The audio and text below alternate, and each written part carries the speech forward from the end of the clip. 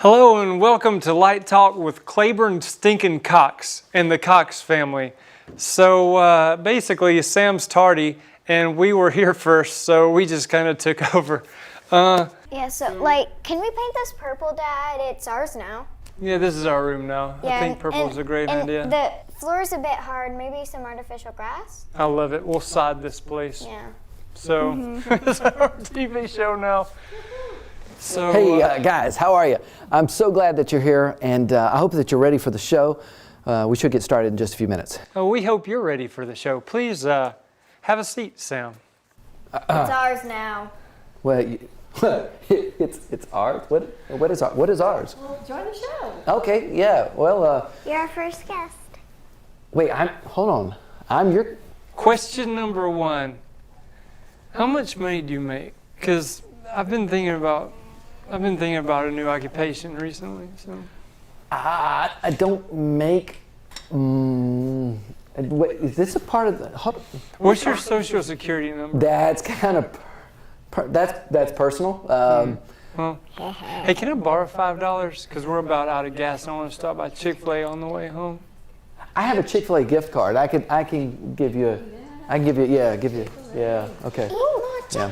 Live from Phoenix City, Alabama. This is Light Talk with Clayburn Cox and the Cox family.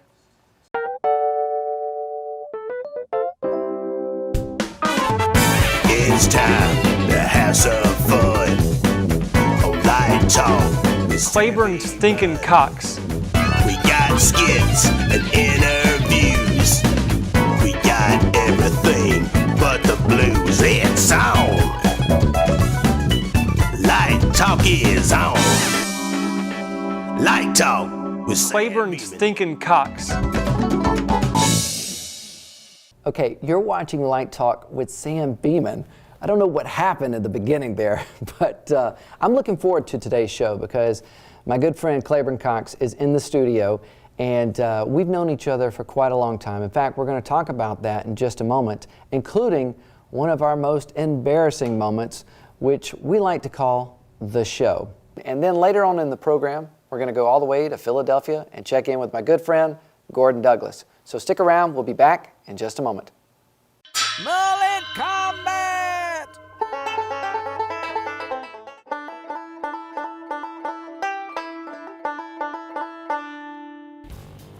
Brawl! All right, baby girl, let's go! Richard! Oh, my fucking! Oh, bless your heart. Get on over here. All right, baby girl, batter up! Didn't your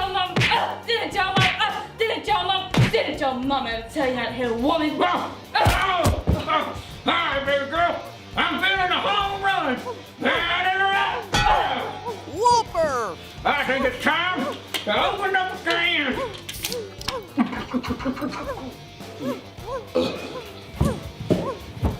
Ray wins! Mullet Combat!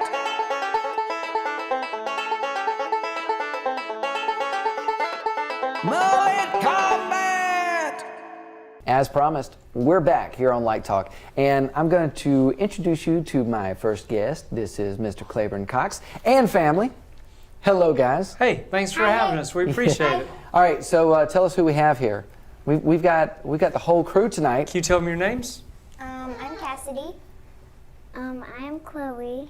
I'm Clayburn. And that's the little stinker. I'm Kayla. This is Kayla. She's 3 months old, and I'm Karen.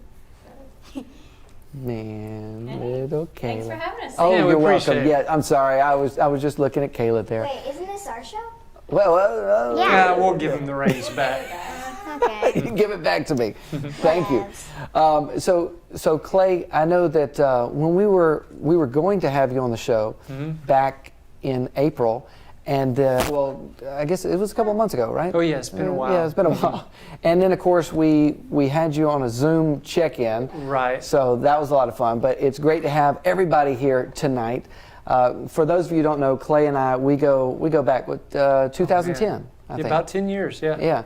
And so as promised, one of our one of our shows that kind of goes down as the show. It was just one of those moments where it seemed like I couldn't do anything right. And I think it started when I told the audience that they had to move forward. Oh yeah. So okay, in comedy, we were cutting our teeth, and so we didn't know a lot of things that we do know now. And one thing you can't do, you can't come in as the enforcer and tell people where they have to sit when they've already sat. Switch their seats and then just turn on the funny button, and they're already against you. Yeah, especially when they're sitting there like this. Yeah, and then come on down. Right. Come on down to the front. Yep. Come out of the shadows. You know, they don't want to come out of the shadows. No, so you're already the bad guy at that Oh point. yeah, absolutely. I was that bad guy, and it didn't stop there, because then when I went to go, now this was the first time I had ever put notes. I remember that you used to put Sure. You put little things. They were little drawings. Little drawings, so I could glance down and see, that story is next, and then look back up. Yeah. And see, I never did that.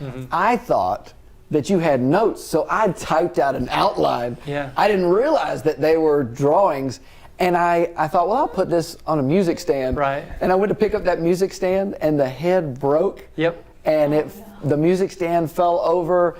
And everybody's waiting for this show to start, and I was like, hold on, give me one moment. Does anybody have any water? My mouth is really dry right now. Okay, so in fairness, Awful. I'll say it delicately. Someone that Sam didn't expect walked into the room right before the show. It really caught you off guard, and so you were already a little nervous. So yeah, when the music stand broke, after the enforcer had told everyone who was comfortable to move from where you are to somewhere where you don't want to sit, he broke the music thing. And so his mouth, in the music stand, had been there for probably years. He breaks that. He has to put it down, so the notes are gone. An unexpected person's in the crowd. The whole crowd hates you already. And then his mouth literally went dry. Yeah. So he's I couldn't smacking. really talk. You really couldn't. And you were just talking normally 2 minutes before that. And suddenly you changed your voice, and I saw, oh, this is not good. I don't know if they thought it was part of the act or what. Well, it was an act that they were not enjoying, I would say that. And it wasn't helpful that I tried to do improv games with the audience, because I was like, let's get some volunteers out of the audience right now. And they didn't. I was like, anybody. Just two people. Just two? Oh, it was. The dominoes kept falling. They just kept falling. So, but we've had many great shows after that. Oh yeah. And our thought is, well, it can't be as bad as that show. Yeah, as long as we have that one, it's and that's the thing, as a comedian, especially any comic, up and coming comic that might be watching right now, you're gonna bomb. And even for the pros, we all bomb at some point. Oh, sure. Mm-hmm. I mean, that's just part of it. Not every audience is going to like you. But I want to fast forward because obviously we've got so many shows that we've done that we could talk about, and some funny things from that. But during the past few months, you've come up with something with the family that's been really fun. Yeah, we're excited. Can you tell them about that? Well, we were at home a whole bunch with the baby, and so we decided, well, let's make our own little Cox News channel. And so we had great reporters share about interesting things, and we tried to have fun at home and in the Auburn area. So. And Dad made the logo. Oh yeah, we just basically jacked someone else's logo and made it our own. But yeah, it's on YouTube and it's on my website, just to make it easy to find. We've got 5 episodes so far. So Really? Yeah. Claiborne Cox Comedy.com. .com. Yes. Okay. Well, I think we probably even want to show maybe part of one of those episodes. Okay. I think that might be good. Yeah. We should take part of that and show that. And so, who are the reporters? We've got Cassidy and Chloe. Both of you are reporting. Yeah. And now, do you report on something specific, Chloe? Stuff, and I'm the anchor. Oh, you're the anchor. Oh, okay. He's the main reporter. Yeah. That's now, the way we like it. You've done Oh, interviews. okay. Each of y'all tell about one interview. We did Kristen Weber. That is Really? like the only girl we did. And we did two comedians. She was one of the two. But she is a musical comedian. Yes, she and is. She plays the accordion. And she's going to teach you how to play piano. Yep. And who's? I think our first guest was Nathan Rush or Bob Smiley. Which one? Nathan Tubbs and then Bob Smiley. You have Bob Smiley too? Yeah, can you tell him about Bob? Wow. So his answers were actually short, and one of the questions was like, how did you become a comedian? And the basic story was he won a comedy award, and then like somebody who had seen it called him like years later, and then he's like, it's terrible advice for people. They're like, how do you become a comedian? Well, you win a comedian award and then wait for somebody to call you. That's right. Terrible advice. Yeah, Bob is such a great guy, and it sounds like you've had some wonderful guests on your show. So, do you think that you're going to keep going with Cox Family News? I mean, Oh, periodically. It was very time-consuming, and so I don't think we'll do one weekly like we were. But I hope we can continue to an extent. You know. well, I guess I should ask this.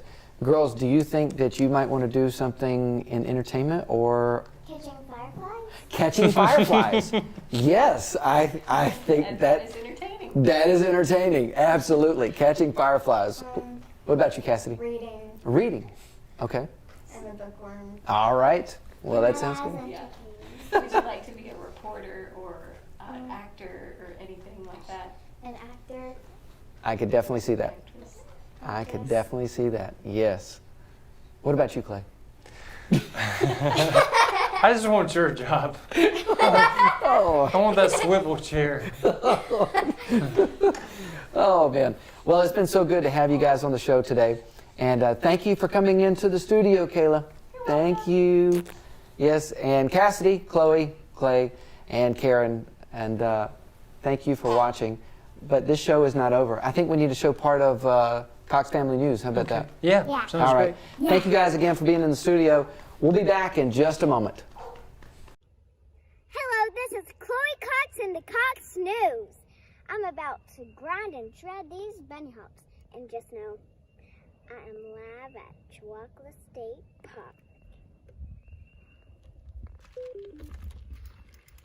Woo!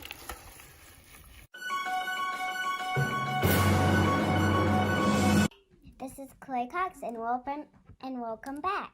Let's check out some highlights from our outing.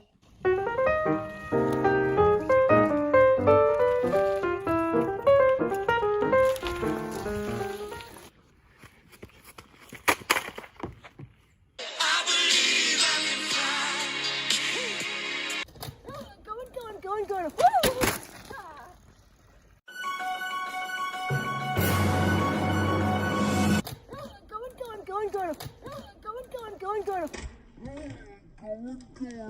Going.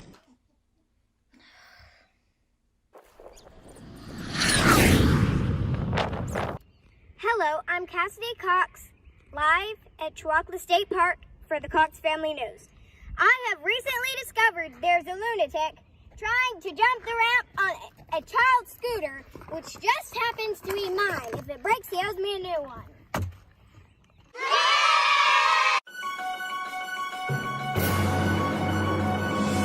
I would like to inform you that after the biking, we also went to the creek.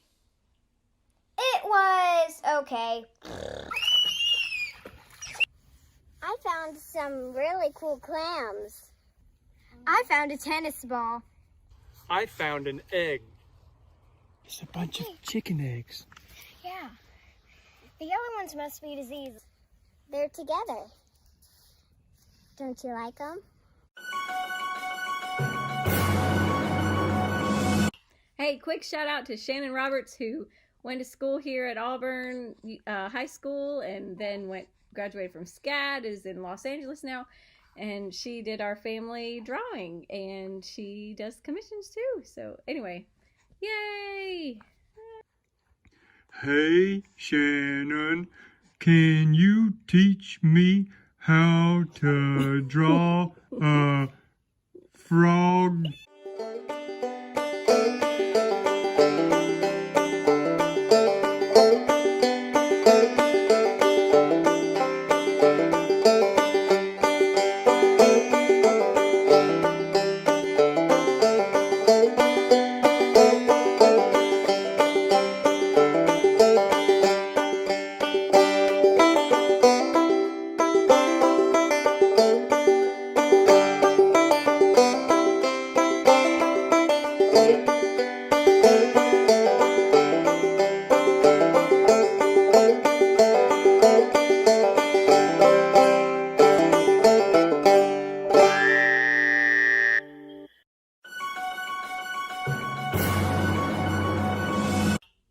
Hey, Hey. maybe she'll let us get some sleep tonight. And we're back. That was so much fun with Clay and his family. And hey, be sure to check him out at ClayborneCoxComedy.com. I was going to say Claiborne Cox family, but I mean, that was just amazing having him on there. But you know what? As promised, I have another friend, another comedian who Clay and I both have done shows with. In fact, we've all done one together. Gordon Douglas, all the way from Philly, right? Live from Philly, the city of brotherly shove. Really? Yeah, born and raised at the end of the airport, which is my great grandmother's house was the first house at the end of the runway, and we were 3 houses down. I tell people if I talk fast, it's because we try to get everything in between the takeoffs. That's great. Now, Gordon, I know it's been a long time since you've been on Light Talk. And of course, it's a little different because we're doing it, Zoom. Yeah, well, last time it was like 123 degrees in the garage. And your mom paid us a visit in the middle of the show. It was nothing like live TV. Oh, I remember that. Wow. Okay, I'm smiling to the point where my cheeks hurt right now because, wow, I do remember that. Yeah, didn't she like knock on the door or something? We tried to ignore her 3 times, but she was very persistent. Sorry, Mom. Yes, that's right. Well, I did a live video with Clay. Clay was just in the studio. He's one of my all-time favorites. I know. Clay and the whole family came, even the baby. Oh, my. Yes. So everybody was on, and they tried to hijack my show. Can you believe it? Don't compete with kids. It's hard. It's hard. They wanted to call it Light Talk with, he said, Clayburn Stinking Cox family. So he wanted to hijack the show. But yeah, we did a little live video, and I told him, I said, this is different from the last time. He goes, oh, yeah. So here's the thing. It was like really hot. I mean, it was like, I was sweating, Sam, And I said, I can't remember if it was you or Gordon, but somebody had like sweat beads dripping off their nuts. Yeah. It could have been both. Yeah, exactly. It could have been both. But I'm so glad that you're able to come on the show right now. And so tell us what's going on. I've noticed on social media you're doing this word from the word, and I know you've got an outfit right now from one of your devotional videos. Yeah, I've got my Mr. Rogers transition thing going. It's just an amazing thing, Sam. You try to minister where you are, and when you're shut down, my agent called and said, could you comedians make up a little 2-minute video to send out to some of our hosts? They're just really discouraged. I do a lot of fundraising events for ministries, pregnancy centers, adoption centers, things for special needs kids. And I sat down and thought, what are the 2 things people really worry about? In the midst of this virus, am I protected? And number 2, how am I going to make a living? Can God provide, especially for these ministries that often 50 to 80% of their income comes from these banquets? So I made 2 little 2-minute videos up and sent them to my agency. And then my wife said, these are pretty good, but you ought to pop it on Facebook. See, it might bless somebody. And we got hundreds and hundreds of hits. And I thought, well, we might have just scratched the need here, And I woke up that morning at 2 a.m, just one of those absolute inspirations from God. And I thought, if I can't leave my house for a month or 2, what could I do? What object lessons are around my house? And what biblical truths would I share with people? And all of a sudden, I wrote out literally 50 ideas. And I thought, you know what? There's 50 days till Pentecost. So I'll just make up 50 little 1-minute videos And I did one on Mr. Rogers. I did one with Sheldon in Big Bang Theory. I did one on Popeye the Sailor Man. I've done objects around the house. I filmed one today with my power washer. I did one hanging upside down for my kids' playground about how to turn the world upside down and how the disciples did. And it has been so fun to try to use some creativity to convey some of the greatest truths of all time. And there's just things around us. You have voices and you sing and you act. I tell jokes and I was like, oh, what do I do? But it's amazing when you give your little talents to the Lord, how he uses them. I like how you preface that. You said you do voices and sing and act, and I do jokes. Like it's funny because I know what you mean, because we both both do comedy, and I do voices and sing in my act, and you fire off quite a few jokes. So for you to be able to put the spin of humor into the devotionals with the creativity, it's just amazing. It has been fun, and I'm wondering, because I've always been, I think, in our CCA group where we are associated. I think there's like 2,000 names on our list, but I know about 300, maybe 400 of our CCA, Christian Comedy Association family. And I've always been in awe of people that I just consider so much more talented than me. But we've learned, what is it that makes you different than anyone else? Find your voice, your character. And I thought, well, I'm the comedian who went to Hollywood way back in 1977. But God got a hold of my life and I went into youth ministry and then became a senior pastor. But people kept laughing. I would preach on hell and people would laugh. It's like, you can't get away from your gifting. And all of a sudden I met this guy named Justin Fennell who introduced me to Sean DePeers, who talked to me about a guy named Mike Williams. And I found this whole world of Christian comedy where you can combine fun and faith. And it just exploded for me to the point where I resigned from my church to travel the country full time. And yeah, we were down at the high school in Alabama with you. We've done a couple things together. And sometimes it's in a church. Sometimes it's amazing the number of places that we've been able to use our gifts. Yeah, and that I was just saying that was a fun show down there at Clay's school at the time. And then, of course, you and I did something up there in Tennessee at a small church. And I just remember there was somebody in the crowd that night that I think she was snorting or something. I pointed it out, but that was a really fun event. I mean, it's a blessing to be able to do comedy with you, but to also just see you create something aside from just the stand-up. And I know I asked if you wouldn't mind wearing your Mr. Rogers outfit, because that particular devotional, it really got me, because I love Mr. Rogers. But when you were playing the music in the background and you came in and just acted like Mr. Rogers, I thought it was very clever, and I appreciate what you're doing there, and just how you're creating these characters or doing things, like you said, hanging upside down, and then you're in the shop. And I mean, there's all kind of cool object lessons there. So I just appreciate it. Yeah, it is interesting that Mr. Rogers has gotten triple the number of hits than any other one. There is something endearing about his character. And that particular message was about Pentecost, which was happening. And I was able to tell stories. I love kids' stories. I think maybe I'm more called to be a kids' pastor. But I had a picture of one of our buddies, Earl Music, who does those wonderful cartoons for Disney and others. And he had sent me a real neat cartoon of little ducks disguising themselves as an elephant so they could sneak onto the ark. And that led into a story about the elephant and the ant, which is one of my favorite preaching stories, because the ant thinks that he's as strong as the elephant. And there's a lot of funny byplay in it, but the message itself is so powerful that really, we are so weak and how much we need the Lord. Apart from him, we can do nothing. But that Pentecost theme is that we have the power of God to do whatever he's called us to do. It just resonated. And you practice the voices and the mannerisms. I watched 7-8 times how he came in, what he did with his zipper, but I couldn't get the voice down. But the mannerisms kind of sold it, even his posture and his very soft spokenness and very slow speech. And it wove people into the story, and it really touched hearts.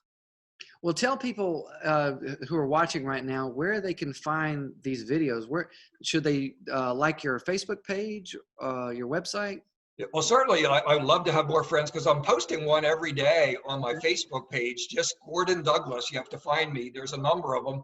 But I did. My daughter, just now that she's done school, has just updated my YouTube channel that you helped program for me. And so we've gotten 36 or 38 of them uploaded onto my YouTube channel, which is simply Comedian Gordon Douglas. And if they want to see actual stand-up, what we do live, my other daughter actually just today finished updating my website, which is a little long, but very easy to remember. GordonDouglasIsfunny.com.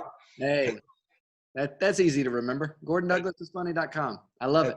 Yeah, there's a number of videos and sermons and links, and even my attempt at a radio show. I did a summer where I made up a bunch of episodes for a radio show, and you are featured on a number of those with your voices.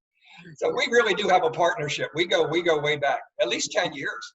Well, that's right. That's right. About as long as Clay and I. Yeah. Well, thank you so much, Gordon, for being on the show. I think we're going to go ahead and why don't we show, is it okay if we show one of your word from the word? Absolutely. Go for it. Well, I'll tell you what, we're going to show your word from the word, and we'll be back in just a moment. Listen, can you hear that? Pastor Gordon Douglas here with today's word from the word, and the word is about worrying. A lot of you are upset, and when's that bailout check going to come, and where's my next meal coming from, and when will I get back to work? We're worrying about a lot of stuff. I'm here to encourage you from God's word. Jesus in that famous Sermon on the Mount said, look at the birds of the air. In our case, listen. There's several singing right now. There's a woodpecker in the distance. I'm not sure if you'll pick that up. But it says, look at the birds of the air. They do not sow, nor do they reap. They don't store away in barns. Yet your heavenly Father cares for them. The next verse says, how much more your Father in heaven cares for you. I want you to know, if God takes care of the birds, He'll take care of you. That phrase, how much more, is in Scripture several times. What a great reminder that we are more valuable than even the birds of the air. That little passage ends with, who of you can add anything by worrying? It doesn't help. Just listen to the birds and remember, God loves you more. That's today's word from the word. More tomorrow. God bless. Froggy voice comedian, but I kept doing programs as best I could, being faithful in small things, little heated garages, little places anywhere. Little heated garages. It's like a sauna down here. Yeah. What a break. Oh, man. We need to be baptized. Amish dairy farmers. Wow. Yeah, 500 Amish dairy farmers. It was the quietest audience I've ever had. It's like, They didn't get it? no, it's like a comedy for the Amish is like Mike Tyson at a spelling bee. It's a quiet group. Do you think anybody Amish might be seeing this interview? Yeah, no, I doubt it. There's a couple backsliders, maybe a TV in the barn or something. We got some electricity. Yeah. Here's a cat. Okay, so. But actually, they have a wonderful sense of humor. It's just that they don't laugh out loud. Wonderful people. They nod and they smile. In fact, this lady came up to me after the show. Little bonnet, all dressed, the little gingham dress, and the husband's there with the suspenders on. And she says, I got a joke for you. And her husband's like, oh my goodness. My wife's, she said, you know why the Amish have so many kids? I said, no, she's doing blue material to a Christian comedian? Why do the Amish have so many kids? She said, because of the men at night. What? Mennonite. She said, get it, one of those pokers, get it. And the husband's like pulling her away. Like, Come on, honey, come on, right over back to the buggy. All right, well, Gordon, thank you so much, man, for Great to be being here. on Thank the you. show. I know we have definitely had a great time here today. Hope you have as well. So we're going to go ahead and close out this edition of Light Talk. Thank you again. Anything else you want to say? I'm just looking at all the props here. It's because I've got gas. I've got gas. Okay, that's all the time that we have on this edition of Light Talk. So take care and God bless. See you next time. You've been watching Light Talk with Sam Beeman, and now here's a blooper. And what we'll do is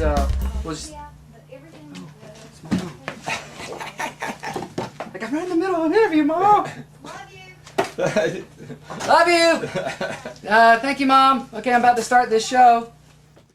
We have had so much fun on today's show. Well, at least I have. And I know that the Cox family had a great time, and Gordon did as well, but hopefully you had a good time where you're at. Now, one of the things that I've been thinking of for the past, I don't know, couple of weeks or so, is something it's really struck me as strange, odd really. Strange in the sense that a lot of times we treat our family, well, we treat them like strangers. But really, we should treat them like strangers. Because a lot of times, I don't know about you, but I've been guilty of treating strangers better than I have my own family. And sometimes my family like they're strangers, but I don't treat them quite the same. So I started thinking about, how can I be a blessing to my own family? The people that I love the most, the people that are closest to me.